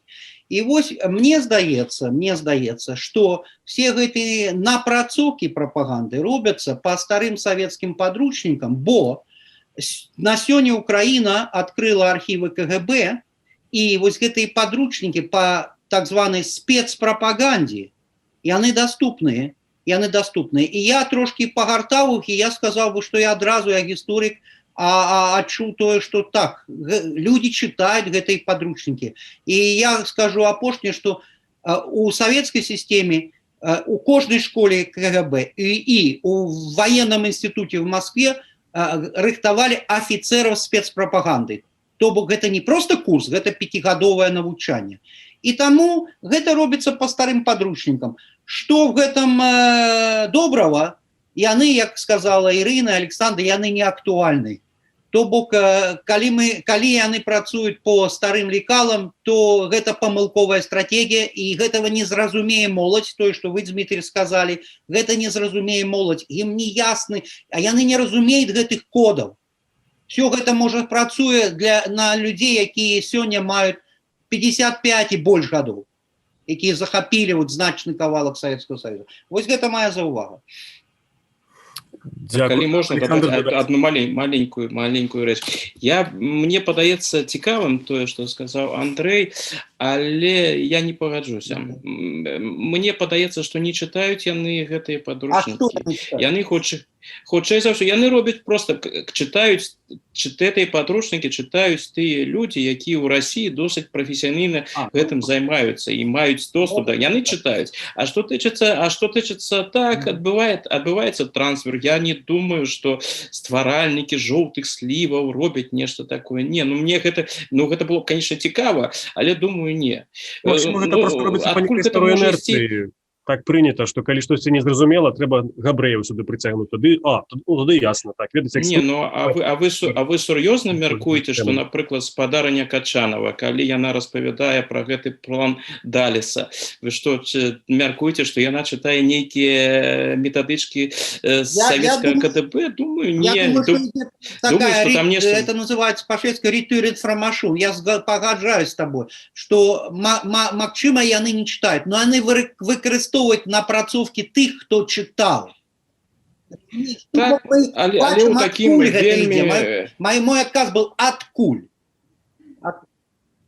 Я нават больш скажу, што было б цікава, яны ўвогуле у іх няма міжнароднага кантэкста, бо яны ніколі не цікавіліся і напэўна не цікавяцца тое, якія пытанні выкарыстоўваюць ультраправыя на захадзе. Яны з гэтым кантэкстам увогуле не знаёмыя. Яны у сваім рускім свеце напэўна круцяцца і вось нешта такое падхопліваюць і выкарыстоўваюць, асабліва гэта не разумеюць. І галоўнае, і гэта, напэўна, самае цікавае. У іх няма стратэгіі. Яны проста рэагуюць. Нешта бярэцца, выкарыстоўваецца. А як гэта будзе выкарыстоўвацца доўга? Што з гэтым рабіць доўгатэрмінова? Яны ўвогуле гэтым не займаюцца. Яны гэтых пытанняў не ставяць. Гэта вельмі павярхоўна і гэта несур'ёзна, і гэта досыць смешна. Гэта будзе вельмі цікава потым у будучым вывучаць, як афіцыйная беларуская прапаганда спрабавала стрымаць лічбавыя пратэсты абсолютно аналоговыми технологиями советского периода, такого неосталинского периода. Ну, гэта же просто шедеврально, калі яны для детям імкнуцца патлумачыць, что беларускі нацыянальны рух і бел-чырвона-белы сцяг дрэнны з дапамогай фильма 62-го года. Мне было просто цікава размаўляць, вельмі цікава было размаўляць з гэтымі дзецьмі. Я цалкам упэўнены, гэтыя дзеці праглядзелі і, напэўна, увогуле нічога не зразумелі, што там было показано. Крысціян, давайте зараз вы будете мець найбольш часу, каб падсумаваць усіх. У нас ще будзе одно заключнае пытанне. Ну, скажем так, як вы ацэньваеце гэтыя спробы увогуле так выкарыстання антысемітызму і ці будуць яны эффективными? Повторите, пожалуйста. Будут ли эти попытки? Попытки. Будут ли эти попытки, да, использовать антисемитизм, они эффективными вообще в Беларуси? И почему это вообще-то все делается? Может, главное, почему это все делается? Ну, понимаете, вы не тому задали вопрос, потому что я историк, я не футуролог. Так что будут ли они успешные, удачные, я могу вам сказать потом. Спросите через год или 5. Я не футуролог, извините. Не политолог. Не футуролог, не политолог. Да. Не политолог, но у них главный хлеб – это будущее. Я переформулирую вопрос. Тогда почему это делается? Но все уже ответили. Понимаете, я уже просто говорил, может, на белорусском не до конца поняли тоже. Мне все было понятно. Которые мало 30 лет эксплуатация темы, скажем, ну, Холокоста, или, ну, Холокоста, может, в меньшей ступени, еврейского заговора, они, тут, на мой взгляд, люди могут не понять вообще, о чем речь, потому что они смотрят сегодня Netflix, там, HBO, они читают всякие, там, не знаю, снобы русские, эти вот шутки про, там, если в кране нет воды, понимаете, они даже не поймут их. Когда я исследовал вот эту пропаганду и желтые сливы, и я, мой батька и так далее, вот все эти каналы первые, ну, почти 3 месяца, там прежде всего гнали на гомосексуалов. То есть все противники, вся оппозиция, якобы ЛГБТ-активисты, все как-то получают деньги из гей-ропы и так далее, и так далее. Вот, я переключился на другой проект, поэтому перестал вот читать вот эту грязь, это дерьмо. И мне было очень интересно, что говорил Александр, что сейчас там вот столько много антисемитизма, потому что я, кроме того, что я раньше сказал, там мало этого видел. Я согласен со всеми вами. Это работает, или они думают, что это работает, и у них просто нет концепции. Они не знают, что дальше делать. Они реагируют. Это совершенно верно. И я не понимаю, на кого они ориентируют эту пропаганду. Какой образ белорусов у них есть в голове. Кажется, что они думают, что белорусы совсем уже безмозговые, примитивные люди, раз они делают такую идиотскую, извините, пожалуйста, пропаганду. Я Я не понимаю. Я не понимаю. Это будет интересно потом с ними разговаривать про интервью и так далее, и так далее. Один вопрос Александру. Нет, два вопроса. Во-первых, кто-то документирует постоянно, что происходит на желтых сливах и других каналах, потому что это можно удалить одним кликом однажды. Да? Вот, так что, чтобы это было для нас, историков, доступно и в будущем, это надо постоянно документировать. Кто-нибудь это делает. И второй вопрос. Насколько я понимаю, Наталья Эсмонт отвечает за желтые сливы. Действительно это так? Или это фальшивая информация, которую я получил? Ну, на другое пытанне, напэўна, калі хто можа адказаць, так гэта спадар Матолька, ён актыўна займаецца гэтым пытаннем, тое, што і пытаецца высветліць, хто там сапраўды працуе, там розныя імёны называюцца, я нічога дакладна сказаць не магу, больш, чым тое, што з'яўляецца у прэсе, я не ведаю, у мяне ніякіх інсайдаў там няма і быць проста не можа, але я мяркую, што пасля нашай сённяшняй перадачы у жоўтых сліваў з'явіцца як мінімум адзін недаяўрэй і, напэўна, з'явіцца таксама адзін неданемец, калі ўжо карыстацца той лексікай, якую яны там выкарыстоўваюць. А першае пытанне яшчэ раз было, ці робіцца нейкі выпадкі? Ну, мяркую, што так. Я гэтым не займаюся, а, напэўна, нейкі архіў там павінен быць. Інтэрнэт памятае, што ў любым выпадку все это застанецца. Застанецца, вы думаеце? Я вельмі турбуюся. Хаця б не зніклі гэты тэлеграм-каналы, бо я таксама асабіста ўяўляю каштоўнасць усіх гэтых каналаў. Ну, а можа, мы тут тады калектыўна звернемся да спадара Бенько і скажам, каб ён архіў захаваў. Гэта ж вельмі цікава для гісторыі. І ён таксама вельмі цікавая асоба.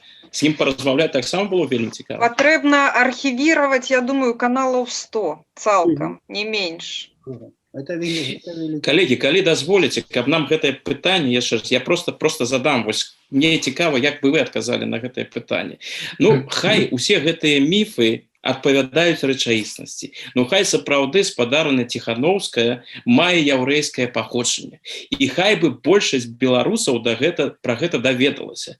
Вы у жоўтых слівах, напэўна, лічаць, што вынік апошніх выбараў быў бы іншы. Яны сапраўды упэўнены, што вось гэтае яўрэйскае паходжанне можа неяк паўплываць на выбар беларусаў. Наколькі я разумею, большасці беларусаў, увогуле уся роўна, якое паходжанне у Ціхановскай, у Цапкалы, у Бабарыкі, ніхто увогуле гэтымі пытаннямі, акрамя, напэўна, дзяржаўных прапагандыстаў, не цікавіцца. Калі Украіна, краіна, дзе значна больш сур'ёзны ўзровень антысемітызма, ўсё ж такі, напэўна, чым у Беларусі, але все гэтыя даследаванні, гэта такое пытанне. І тым не менш, украінцам гэта не пашкодзіла абраць прэзідэнтам чалавека, які ніколі не хаваў, не падкрэсліваў, але і не хаваў сваё яўрэйскае паходжанне.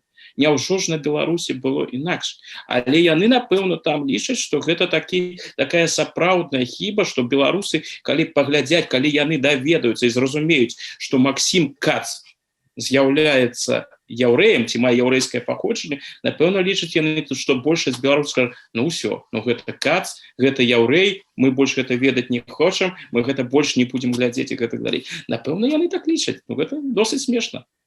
У мяне некалькі, калі можна, некалькі іншае, я б хацела перафармуляваць гэта некалькі пытання. Усё ж такі на Беларусі яшчэ жыве значная колькасць яўрэяў. І мы павінны гэты факт таксама улічваць. З аднаго боку, дзяржава сябе прэзентуе як абаронцу памяці аб Халакосце і не пускае туды пратэстуноў ці там, хто там, змагарышы і гэтак далей з фашысцкімі сцягамі, так?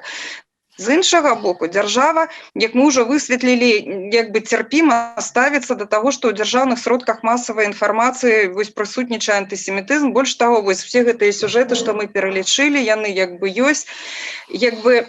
Калі Не зусім няма тут логікі, атрымліваецца адна логіка тое, што дыскрэдытаваць пратэсны рух, а з іншага боку, як павінна рэагаваць на гэта ўсё тая яўрэйская грамада, якая жыве на Беларусі.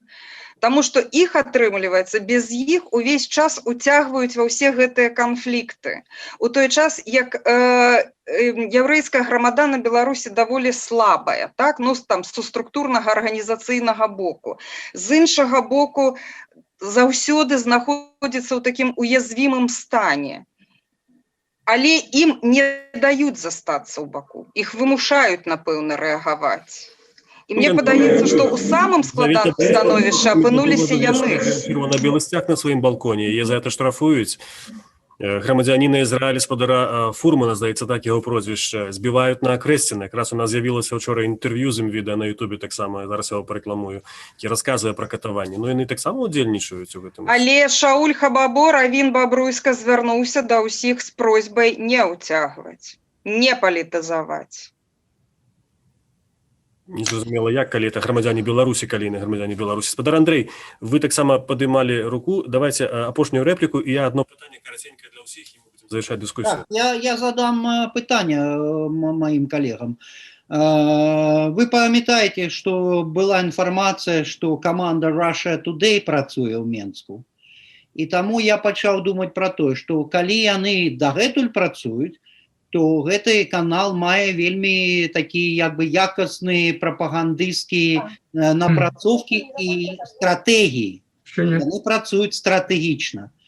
То бок маё пытанне, або Russia Today пакінула тэрыторыю Беларусі, зыходзячы з таго контенту, які даследуюць, або яны працуюць далей, але робяць стратэгічныя памылкі, бо працуюць так, як яны працавалі в России, і гэта не спрацоўвае ў Беларусі. Вось маё пытанне. Як вы думаеце? Я просто дадам на правах вядоўцы, што паводле інфармацыі адкрытай працаўнікі Russia Today пакінулі Беларусь. Яны некалькі ўжо фактычна больш за месяц таму. Часам хтосьці прыязджае там, як такі спадар, не буду называць яго прозвішча, но всякім разе ён пра гэта рэкламуе і думае, што ён вельмі ўплывовая асоба, але, здаецца, стала не працуюць. Калі хтосьці мае щось дадаць, калі ласка. Наколькі я назіраю, ёсць некалькі расійскіх журналістаў, не ведаю, ці яны з'яўляюцца супрацоўнікамі Russia Today, дакладна, ці ўвогуле вось гэтага кангламерату Арці, але гэтыя людзі, яны досыць, іх можна пабачыць у афіцыйных сродках беларускіх. Гэта, напрыклад, такі каментатар Армен Гаспарян, яго спецыялізацыя Святлана Тихановская, так бы мовіць, там ідзе бруд на Тихановскую, гэта яго спецыялізацыя, і той жа Владимир Карнілаў, якога я узгадваў. Але пытанне застаецца, ці гэта прыватныя, так бы мовіць, акцыі Карнілава і Гаспарана, якія, зразумела, напэўна, аплачваюцца беларускім бокам. Я не ведаю, што спадара, мне падаецца, што наўрад ці спадара Гаспарана так цікавіць Святлана Тихановская, што ён працуе за ідэю па яе ачарненні. Гэта ёсць, гэта назіраецца ў гэтых каналах. Што тычыцца Russia Today, Арці ўвогуле, тут і яўрэйскага пытання умоўнага. Антысемітызм і ўсе рэчы, звязаныя з антысемітызмам, яны для Арці заўсёды былі табу. Наадварот, Арці пазіцыянуе сябе як канал, які досыць спрыяльна, станоўча, з павагай ставіцца да яўрэяў, да тэмы Халакоста і гэтак далей. Вось гэты афіцыйны наратыў, які назіраецца ў Беларусі, ён у Расіі фактычна немагчымы. Тое, што, напрыклад, піша спадар Мукавозчык, гэта ў дзяржаўнай расійскай прэсе проста не напішуць. Там няма гэтага антысемітызму. Наадварот, сярод расійскіх прапагандыстаў ёсць асобы яўрэйскага паходжання, якія наўпрост гэтае паходжанне яшчэ і падкрэсліваюць. То бок мы маем все ж таки справу з самаробнай такой прапагандай.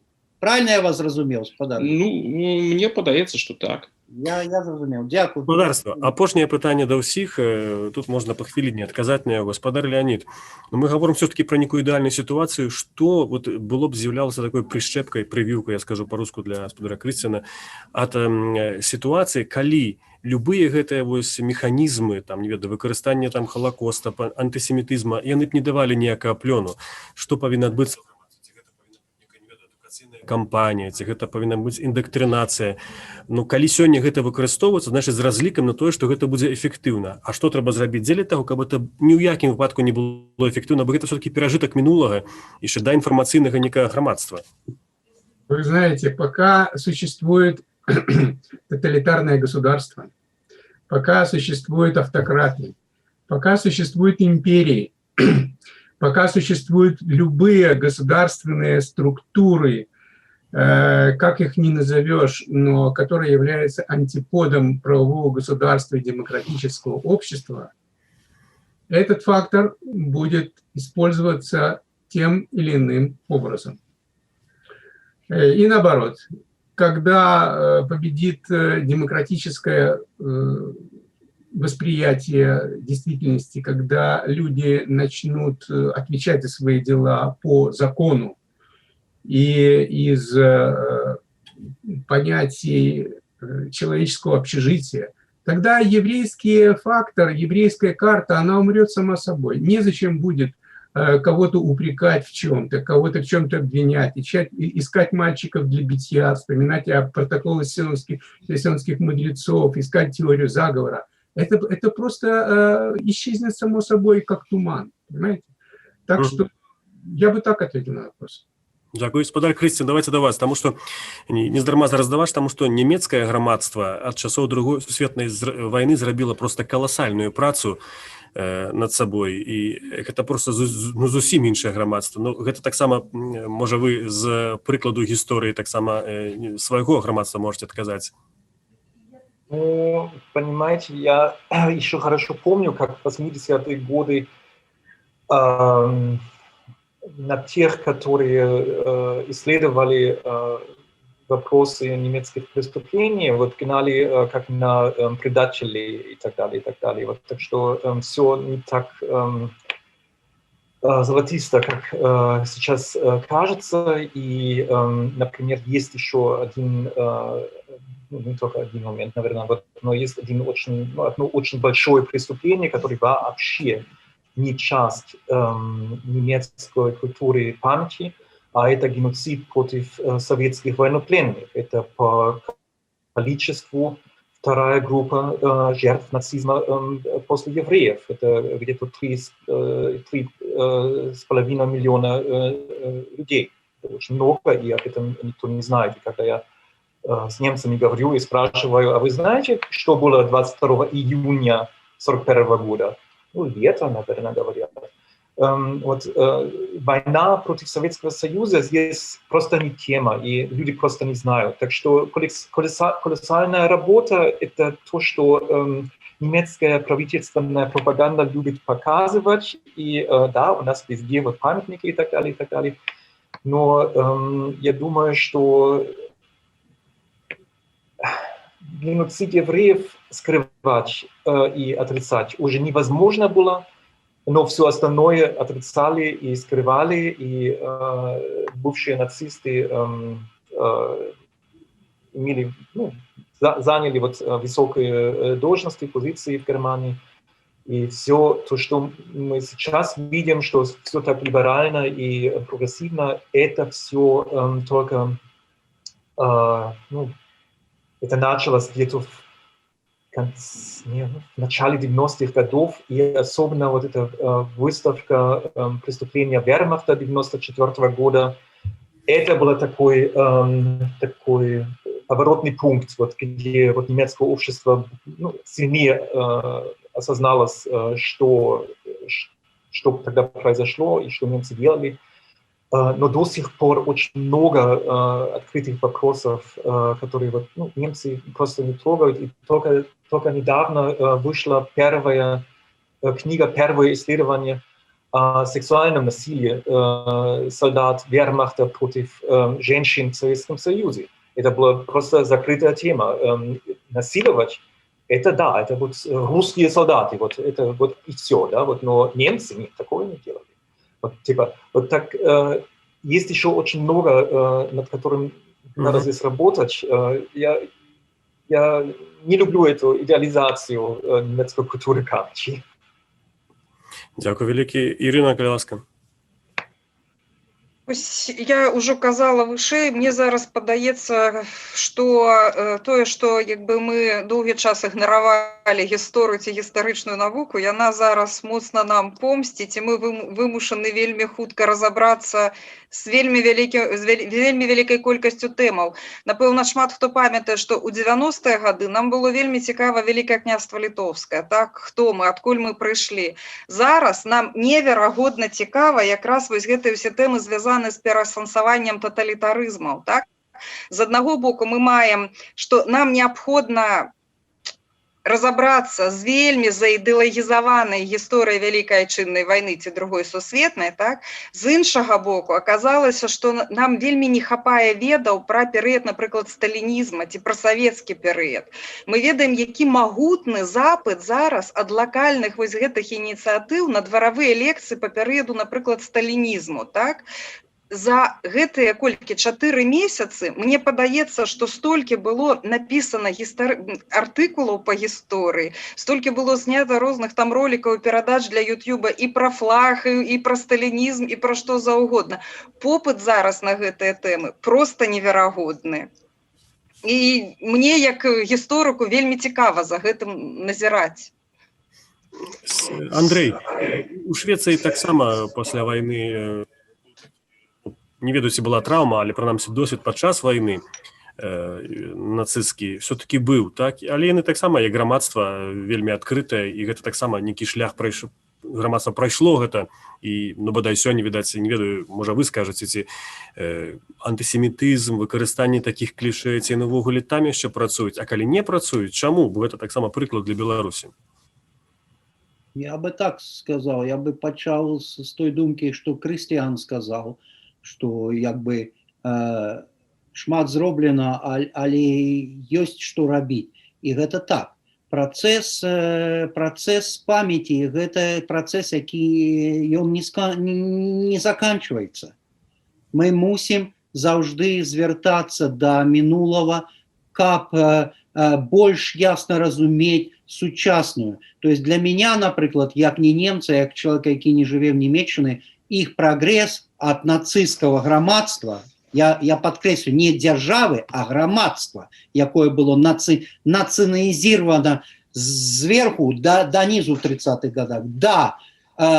Да, можна сказаць, узорнай дэмакратыі, ён уражвае. Што да Швецыі, то, па-першае, ну, гэта такой больш знешні погляд на Швецыю, што тут як бы ў часы вайны былі моцныя пранацысцкія сімпатыі. Все было неадназначна, гэта дэмакратычная краіна, но ў Швецыі все ж таки тыя, хто кіравалі, і в парламенце не было нацысцкай партыі, гэта антынацысты ў годы вайны. Просто Швецыя была пад прэсам, вся Скандинавія была акупаваная, і чакалі кожны дзень, што Гітлер акупуе краіну. Таму, але Швецыя не мае свайго халакоста. Все шведскія яўрэі перажылі вайну. Швецыя уратавала дацкіх яўрэяў.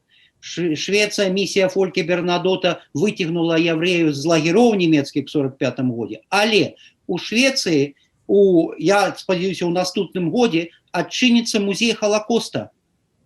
І пытанне, чаму краіна, якая не мела Халакоста, адчыніць музей Халакоста раней за Беларусь, якая была в эпіцэнтры Халакоста.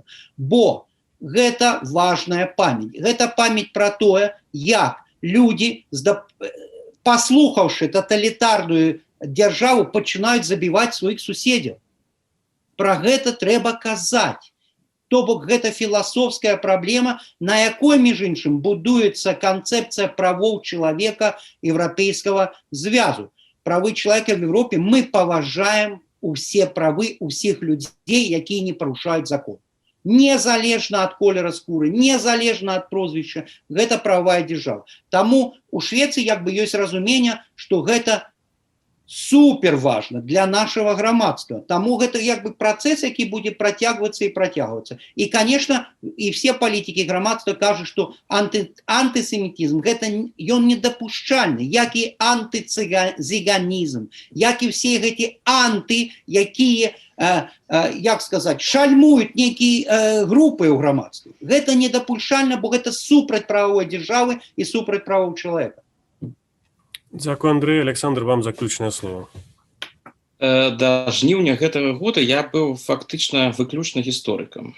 Пасля жніўня я актыўна займаюся актуальнымі пытаннямі і нават сёння паспрабую зрабіць нейкі прагноз, і прагноз у мяне нават будзе аптымістычны.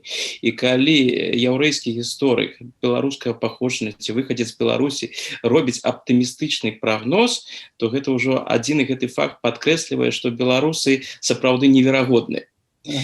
А цяпер, што тычыцца таго, што з майго пункта гледжання чакае Беларусь. Мой прагноз будзе сапраўды аптымістычны. Мне падаецца, што ў галіне вывучэння Халакоста і вывучэння яўрэйскай гісторыі у Беларусі, калі дэмакратычны рух пераможа, зразумела, будуць адбывацца з'явы, падобныя таму, што адбываецца, напрыклад, у Польшчы, краінах Балтыі ці ў краіне. Што я маю на ўвазе? Калі паглядзець вось гэты ўвесь лукашэнкаўскі перыяд, Леанід у сваіх публікацыях шмат звяртаўся да гэтага. Трагедыя беларускіх яўрэяў была на Беларусі, падавалася, як трагедыя, якая адбылася, але трагедыя чужых. Гэтая яўрэйская трагедыя, яна не ўспрымалася як беларуская трагедыя, і так бы мовіць, самі яўрэі, яны не ўспрымаліся як частка беларускага грамадства. І вось такі пункт гледжання ён панаваў. І той жа Александр Лукашенко, калі ён, напрыклад, зрэдку выказваўся наконт яўрэяў і казаў, што гэта таксама нашы людзі, галоўнае слово гэта таксама. Ён не казаў, гэта нашы людзі. Гэта таксама нашы людзі, так бы мовіць, паблажліва. Што адбылося ў выніку ў Беларусі? Хто займаўся гэтымі тэмамі, ці ўвогуле яўрэйскай гісторыі, ці гісторыі Халакоста? Гэтымі тэмамі займаліся галоўным чынам яўрэйская супольнасць і гісторыкі яўрэйскага паходжання. Гэта был, так бы мовіць, гэта была іх галіна, над якой яны працавалі. У той жа час у Польшчы, у краінах Балтыі, напрыклад, узгадаем тую ж Літву, хто займаўся гэтымі пытаннямі актыўна, таксама гісторыкі літоўскія, польскія, латвійскія, але звычайна не яўрэйскага паходжання. Так бы мовіць, там гэтую яўрэйскую гісторыю і Халакост пачыналі і разглядаюць сёння ўсё больш і больш як уласную трагедыю Літвы, Латвіі, у пэўным сэнсе Польшчы і таксама Украіны. Гэта адбылося пасля дэмакратычных ператварэнняў у гэтых краінах. Паглядзіце на сітуацыю ў краіне. Што адбываецца сёння ў галіне іудаікі ва ўкраіне? Гэта сапраўдны бум. Даследаванні пра Халакост, даследаванні на яўрэйскую тэматыку. Хто робіць гэтыя даследаванні? Гэтыя даследаванні звычайна робяць украінскія гісторыкі, я падкрэсліваю, яўрэйскага, але пераважна не яўрэйскага паходжання. Я мяркую, што тыя падзеі, якія цяпер адбываюцца ў Беларусі, гэтае узбуджэнне цікавасці да ўласнай гісторыі, у тым ліку і да гісторыі Халакоста, гэта прывядзе да таго, што пасля дэмакратычных зменаў у краіне беларускія гісторыкі будуць разглядаць гэтую яўрэйскую гісторыю і Халакост як частку сваёй гісторыі, і пачнецца пераасэнсаванне. Так што дзяржаўная прапаганда тым, што яна гэтую тэму выкарыстоўвае, яна узбуджае інтарэс у беларускім грамадстве да гэтых пытанняў. І мне падаецца, што ў Мінску абавязкова праз нейкі час, але абавязкова будзе музей Халакоста. У Беларусі абавязкова будуць цэнтры вывучэння яўрэйскіх гісторый.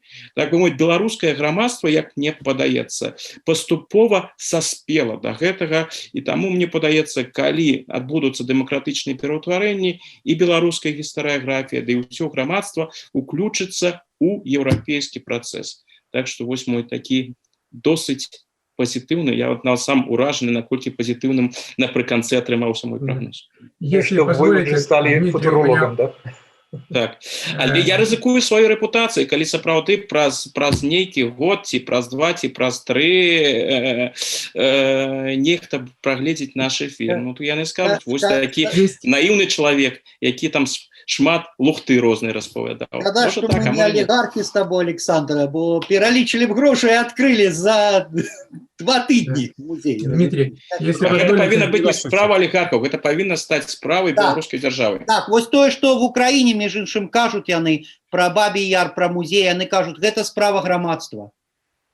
Гэта мы, хто мусім зрабіць, украінцы. Гэта вельмі важна. Я на самай справе лічу, што гэта вельмі важна. Гэта гісторыя Беларусі, гэта гісторыя беларусаў, гэта наша, з пункту гледжання беларусаў, гісторыя. Вось гэта вельмі важны крок. Ну, каб зразумець складанасць сітуацыі, трэба проста нагадаць пра тое, што Курапаты, месца расстрэлу і габрэяў, таксама беларускіх і саміх беларусаў, да гэтага часу фактычна не легалізаваны там кіраўнік дзяржавы, калі яшчэ быў легальным прэзідэнтам, а ні разу яго не наведаў, і мы бачылі жахлівыя кадры, калі там вырывалі крыжы, вывозілі іх на самазвалах. Спадар Леонид, вы хотели таксама штосьці? Да, я хотел бы очень коротко обозначить не менее важную вещь. Почему такое внимание к еврейскому вопросу, к еврейской истории, к теме Холокоста в Евросоюзе уделяется Евросоюзе? Это происходит по следующим мотивам, как мне кажется. Это мои предположения, но я думаю, что они имеют под собой основания. Дело в том, что отношение к национальным меньшинствам – это проверка на зрелость демократических процессов. Если национальные меньшинства чувствуют себя полноценными, защищенными и полноправными рядом с титульной нацией, это означает, что общество здорово. И в этом отношении евреи как вот такая лакмусовая бумажка, как тест, понимаете, как камертон этого глобального процесса. Люди сейчас учатся жить вместе. Социальные сети, интернет, открытые границы, значит, прозрачность в деловых отношениях, ответственность за принятие решений, наконец, глобализм, вот, который критикует, но тем есть очень много положительного. Значит, все это приводит к тому, что люди должны жить вместе, проявлять политкорректность, терпимость, соблюдать гуманитарные ценности, общежития и так далее. Но опять-таки повторяю, что это возможно только тогда, как национальные меньшинства будут чувствовать себя полноценной. И Европа, вот она идет в этом направлении, что если ты будешь уважать соседа, значит, ты уважаешь себя. Не будешь считаться с другим, не будешь считаться с тобой. Европа устала от войн, она хочет жить разумно, рационально, справедливо и руководствоваться базисными принципами, гуманитарными принципами. И в этом отношении евреи как раз вот оказались тем, кто проверяет на прочность, на зрелость эти явления. Этим я хотел бы закончить свое выступление. Дзякуй вялікі, Спадар Леонид. Я нагадаю нашим гледачам, што вы глядзелі амаль што 2-гадзінную без пару хвілін дыскусію пра нечакана тэмы, якія ўспылі падчас палітычна-грамадскага крызісу ў Беларусі, пра чорна-белы сцяг, пра Халакост, пра памяць пра габрэяў Беларусі і выкарыстанне ўсіх гэтых рэчаў у дыскусіі ўнутры краіны сёння. Гэту дыскусію для вас вёў праз я, Дмітрый Гурневіч, а сёння маімі госцямі былі з Ізраілю Леонид Смелавіцкі, з Нямецчыны адразу 2 гісторыкі, Александр Фрыдман і Крыстиан Генцер. У Менску была сёння Ірына Романова, а ў Швецыі гісторык Андрэй Катлярчук. Дзякуй за тое, што былі разам з намі ўвесь гэты час. Будьце разам з намі, заставайцеся са свабодай.